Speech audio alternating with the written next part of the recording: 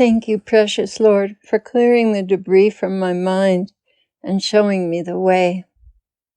Please open the eyes and ears of your people to receive this message and to act on it. Amen. Lately, I have been feeling very insecure about things that I do. Should I do this? Should I do that?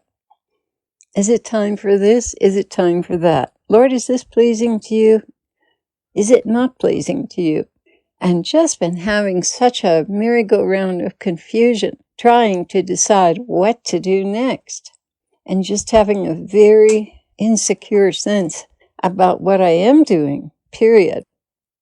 And the Lord addressed this and took it to task and really pulled the veil back so I could see clearly what was going on.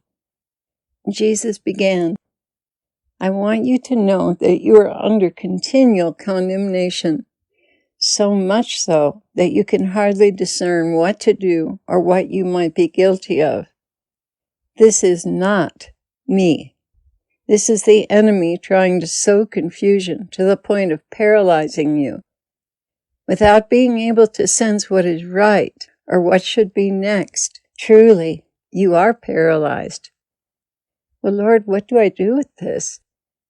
Brush it off, recognize the source, and brush it away. I will let you know when there's a real problem. But until I do not receive this 24/7 condemnation from the enemy who is trying to paralyze you with fear, so you will do nothing. He acts in this manner with all souls, but especially those chosen to bring my message to the world. A good thing to do so you can recognize who is who is to place your hands over my heart and linger. You will feel my heart, my love for you, and my approval. So many times you've been missing my approval, thinking that you were doing wrong when you were indeed doing right. This has worn you out, Claire, causing much fatigue. So be very discerning when you feel you are coming under question, doing the right or the wrong thing. Beloved, I am going to have to do some very difficult things in this nation and in the world. I want you to be steadfast in the midst of turmoil and know beyond a shadow of a doubt that you are taken care of. Some very difficult things. At this point, he was crying. Know that you are secure in my arms. This community will thrive. Only be very careful who you admit that they are not a drag on the rest. Yoking is very, very important.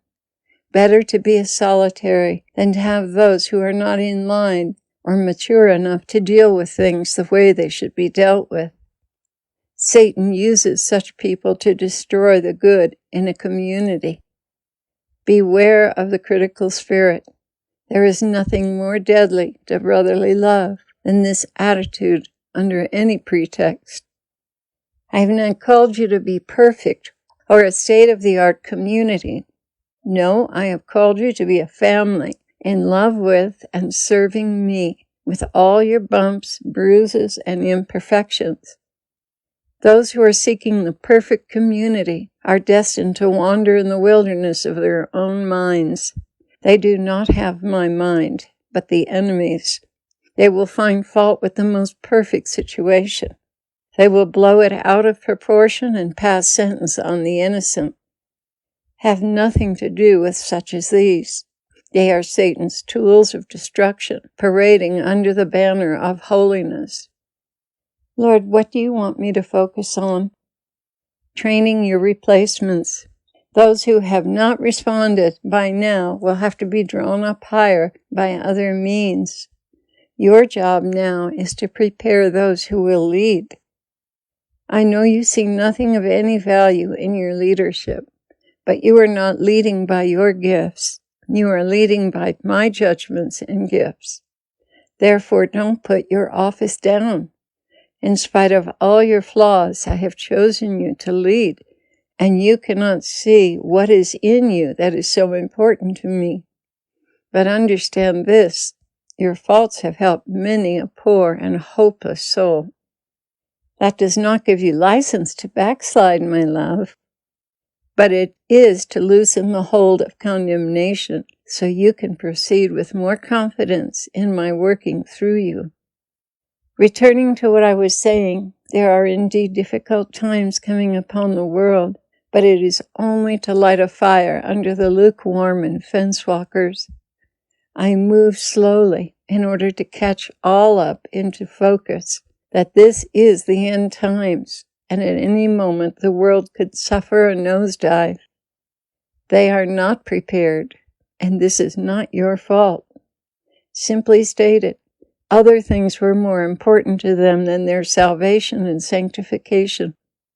So we are moving forward into those realms that will bring about a more focused Christian, a more prepared interiorly. This is my message today.